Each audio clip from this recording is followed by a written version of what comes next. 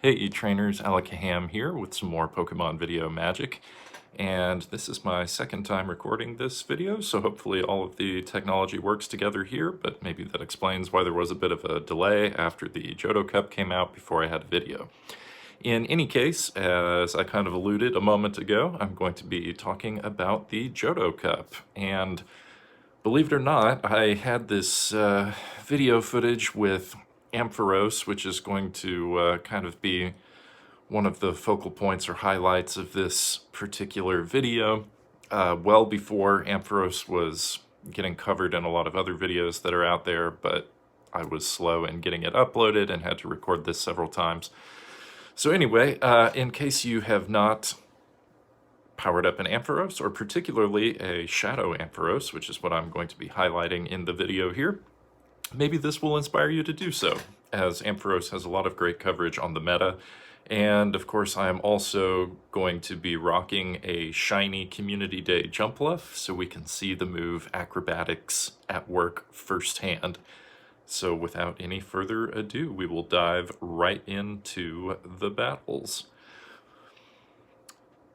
We're going to be running the same team all the way through, so we have Umbreon on the lead, and by the way, in this particular video, I have Dark Pulse set as the Dark type move that I am using on the Umbreon, but it is much more energy efficient to be running Foul Play, so I certainly recommend Foul Play if you decide to run this team or something similar to it. We are going to tank an Acrobatics from the Jumpluff, and that does a lot of neutral damage. As you can see, Umbreon is despite being quite bulky, taking a lot of damage from the Acrobatics move, so I decided to go ahead and catch on my own Jumpluff. This is maybe kind of questionable because we are still going to take super effective damage there, but I wanted to draw out their whatever their best response to a flying type might be.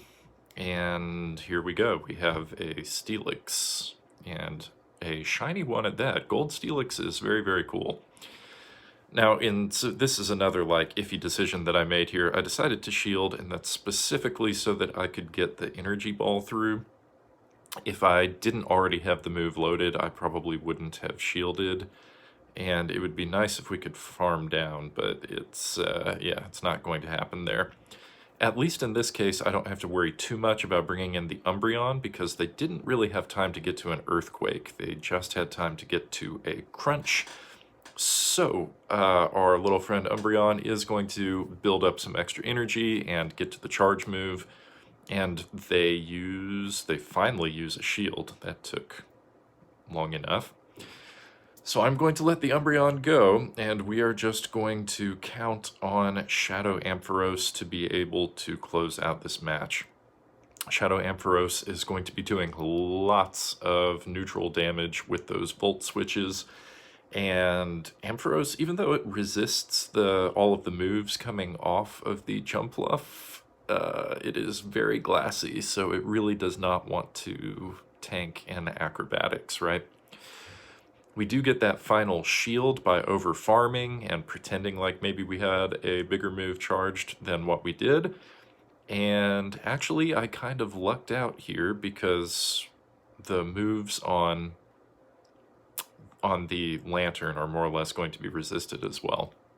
So Lantern is another really good pick for the Johto Cup because the little Sparky Dolphin thing has quite a bit of coverage, right? It has electric coverage for flying types like Skarmory, and it has water type coverage for neutral damage against most of the Pokemon in the meta. The only thing you really have to worry too much about is Jumpluff. So after they eliminated my Jumpluff, they probably thought they were doing pretty well, but we are able to pull off that win with our Shadow Ampharos. Okay, moving into the next battle, we have a Quagsire up front, that goofy looking frog thing. I don't have one built for this cup, so I'm going to miss out on that particular Pokemon, which is a pretty good meta breaker because it's one of the few Pokemon with access to ground type moves like Earthquake, right? So if I'm going to see a Quagsire, I want to see it up front, right? Because it definitely is going to be a problem for Ampharos in the back. So my opponent switches into the Skarmory, and of course I swap into the Ampharos, and whatever this is, we can let it through. Yeah, as you can see, even a Brave Bird, because it's resisted, is not going to take out the Ampharos. And if I had another charge move, that would be really helpful in this case, right? So if you're not lazy and stingy about your Stardust like I am, you would have, you know, Dragon Pulse or Focus Blast, and that would have done really well. So we are able to win Switch, which is really good for us because that means we can line up the Jumpluff. And I maybe should have shielded that. I knew that Stone Edge would be super effective, but I didn't want to give up that shield just yet. And this is okay. This looks pretty bad because Magcargo is a fire type and doing lots of damage with its fast move, Incinerate. But because it is also part rock type, it does take neutral damage from grass type attacks. So if you get locked in with a Jumpluff against a Magcargo, there are actually much worse situations that one could potentially be in. Okay, I'm going to shield what is probably a Rock Tomb. Yep, ended up being a Rock Tomb. They really want to keep my Umbreon's attack stat down. And here I think we're going to make another questionable play. I'm going to let the Umbreon go, thinking that I had more energy on the Jumpluff than I actually did. And we just barely survive. And in the middle of their last Incinerate, we are able to throw the energy ball and KO there. So I probably should have shielded the Umbreon and just tried to work up to another Dark Pulse, because one more Dark Pulse, even debuffed, probably would have KO'd there. But yeah, so it goes. All right, hopping into the next match, we have another Jumpluff lead, which is fine. Umbreon is going to do okay here. Again, if you're running Umbreon, you may already know this, but it's going to do even better when it has a move like Foul Play, because it's just going to have a better cooldown period and easier for you to reach extra moves. I did swap into the Ampharos, and that worked out pretty okay, because even a super hard-hitting flying move like Acrobatics is really not going to take out the Ampharos. I built up enough energy to pretend like we had the Focus Blast there, and I did draw a shield from the Porygon 2, which is a very fun pick, right, for the Johto Cup, by the way. If you haven't tried playing with Porygon 2, it is actually a lot of fun. And unfortunately, we did get the debuff from Tri-Attack, and we're going to have to tank another Tri-Attack, but that's all right. I figured that we could just barely Volt Switch down, which we were, and I do not want to risk a fast move coming through, so I immediately swap into my Umbreon.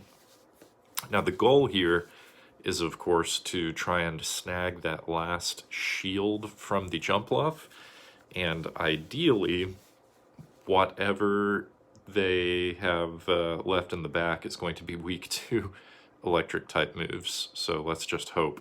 They seem to be really hanging on to that shield, so I do kind of suspect that whatever they have in the back is going to be weak to electric. Yep, and it is a Qwilfish. I have a 100% IV Qwilfish that I have been using in other matches, and it works really well. Qwilfish, I think, is one of the best potential safe swaps for the Johto Cup. But this opponent was using it as a closer, which is kind of interesting. That works fine. I'm going to go ahead and bring in the Jumpluff.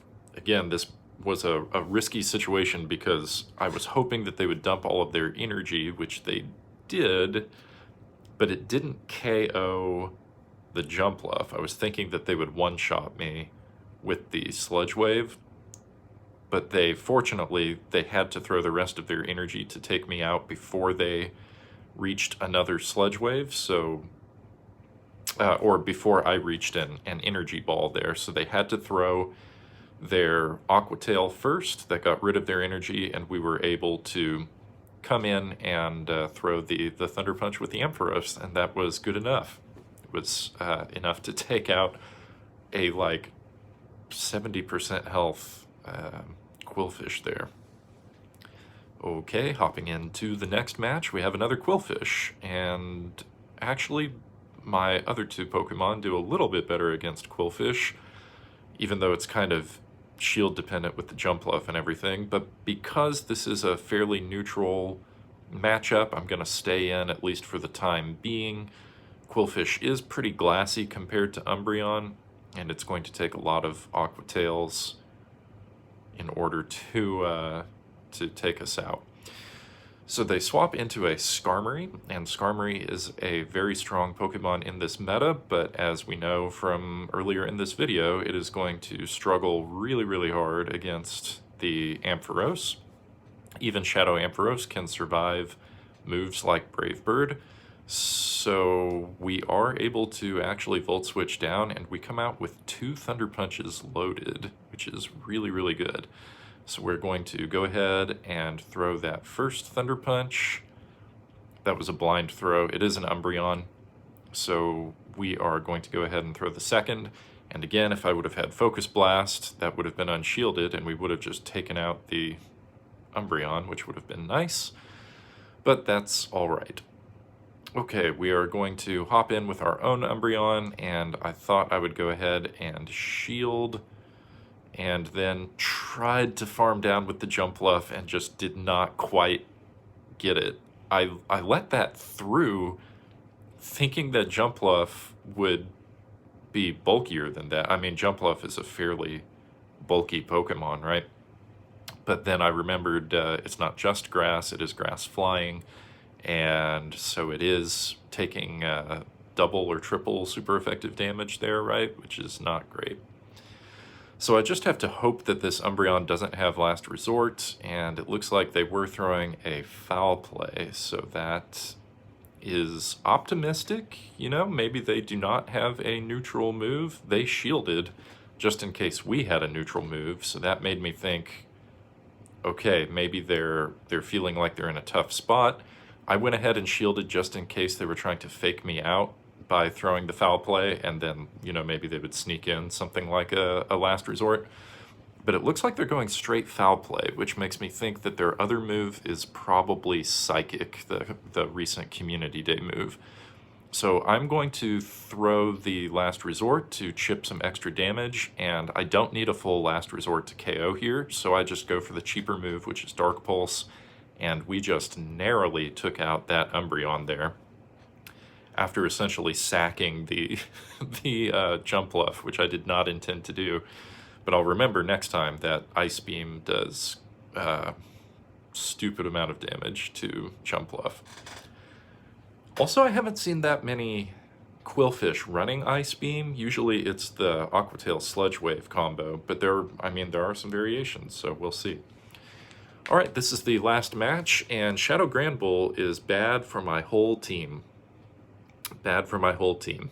I came in with Jumpluff thinking that because Jumpluff is bulky that maybe it would be able to last a little bit longer than alternate Pokemon, but the problem here is that Jumpluff takes a second to build up to these moves, because even though Bullet Seed generates energy pretty quickly, Jumpluff only has like really hard-hitting moves. So I do get both of their shields, but they're just going to farm me down. And now I kind of have to come in with the Ampharos, because Umbreon as a dark type is going to be dead in like 2 seconds. So I really don't want to take charms on the Umbreon. Okay, so they swap into Quagsire, which is not good when we don't have shields. It is good that they swapped, because that means I can bring in Umbreon and don't have to worry about having to, get switch-locked with my Ampharos against it. But they are doing lots of damage, and I overfarmed like a dum-dum. And I also got some animation stuttering there. So they are actually able to take me out.